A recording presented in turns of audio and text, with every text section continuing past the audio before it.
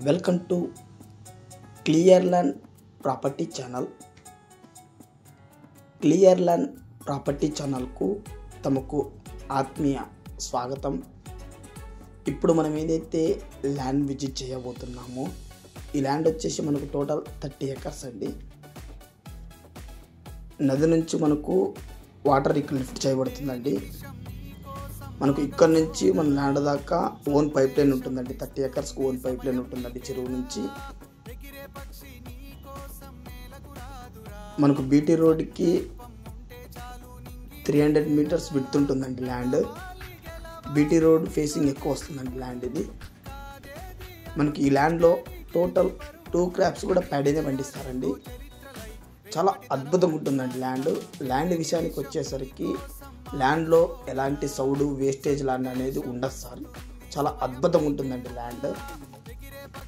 మనకు లీజ్ విషయానికి వచ్చేసరికి పర్ క్రాప్కు ఎకరాకు 16 నుంచి 17 వస్తాలు లీజ్ ఇస్తారు సార్ పర్ క్రాప్కు. మనకు టోటల్ 2 క్రాప్స్ కూడా ప్యాడీనే పండిస్తారండి. ఫుల్ వాటర్ ఫెసిలిటీ ఉంటుందండి ల్యాండ్కు. మనకు నది నుంచి పైప్ లైన్ వచ్చింది కదండి, పికప్ డ్యామ్ పైన ఉంటుందండి. ఆ పైప్ లైన్, ఆ పికప్ డ్యామ్ ఉండడం వల్ల 12 months ఫుల్ వాటర్ లభిస్తుందండి ల్యాండ్కు మనకు. అలాగే 24 hours కరెంట్ ఫెసిలిటీ కూడా ఉంటుందండి ల్యాండ్కు.